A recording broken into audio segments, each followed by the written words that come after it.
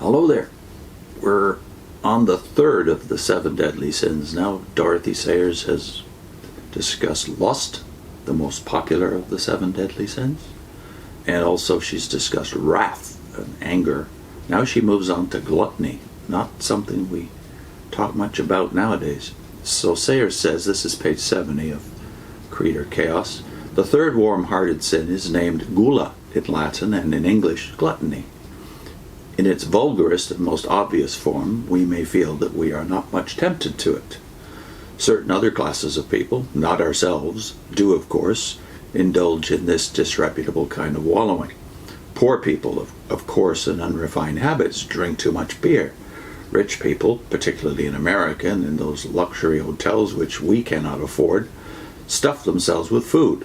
Young people, especially girls younger than ourselves, drink far too many cocktails and smoke like chimneys. And some very reprehensible people contrive, even in wartime, to make pigs of themselves in defiance of the rationing order, like the young woman who, according to a recent gossip column, contrived to eat 5 separate lunches in 5 separate restaurants in the course of a single morning. But on the whole, England in wartime is not a place where the majority of us can very easily destroy our souls with gluttony.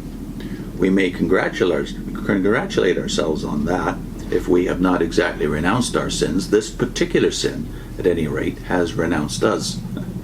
Let us seize this breathing space while we were out of reach of temptation to look at one very remarkable aspect of the sin of gula. We have all become aware lately of something very disquieting about what we call our economic system. An odd change has come over us since the arrival of the machine age. Whereas formerly it was considered a virtue to be thrifty and content with one's lot, it is now considered to be the mark of a progressive nation that it is filled with hustling, go-getting citizens, intent on raising their standard of living. And this is not interpreted to mean merely that a decent sufficiency of food, clothes, and shelter is attainable by all citizens. It means much more and much less than this. It means that every citizen is encouraged to consider more and more complicated luxuries necessary to his well-being. The gluttonous consumption of manufactured goods had become, before the war, the prime civic virtue. And why? Because the machines can produce cheaply only if they produce in vast quantities.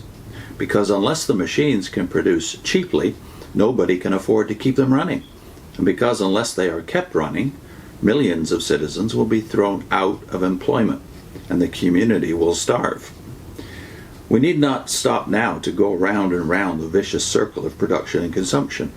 We need not remind ourselves of the furious barrage of advertisement by which people are flattered and frightened out of a reasonable contentment into a greedy hankering after goods which they do not really need, nor point out for the 1000th time how every evil passion, snobbery, laziness, vanity, concupiscence, ignorance, greed, is appealed to in these campaigns, nor how unassuming communities, described as backward countries, have these desires ruthlessly forced upon them by their neighbors in the effort to find an outlet for goods whose market is saturated. And we must not take up too much time in pointing out how, as the necessity to sell goods in quantity becomes more desperate, the people's appreciation of quality is violently discouraged and suppressed.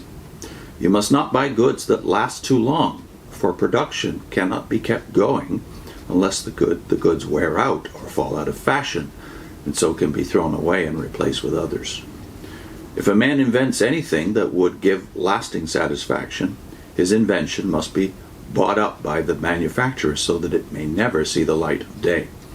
Nor must the worker be encouraged to take too much interest in the thing he makes. If he did, he might desire to make it as well as it can be made, and that would not pay. It is better that he should work in a soulless indifference, even though such treatment should break his spirit and cause him to hate his work. The difference between the factory hand and the craftsman is that the craftsman lives to do the work he loves, but the factory hand lives by doing the work he despises.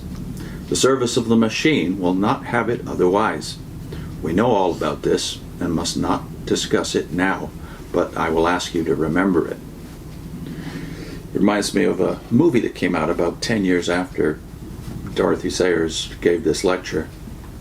A Ealing comedy, some of you will remember, with Alec Guinness, about an inventor who invented a fabric that would not wear out. It's called The Man in the White Suit. See it if you can, because it's prophetic, just like this essay is, of the consuming culture, the culture that is driven by production. That is, production can't be kept going, as Sayers says here. Goods can't be made to last too long because production has to be kept going. Goods must wear out or fall out of fashion. That's the design of the culture. And Sayers is lamenting that this was something new that could only be possible in the industrial age. So more on gluttony next time. I'm linking to a video we did on Alfred Garvey's essay on monotony, drudgery, leisure, and the destruction of the image of God.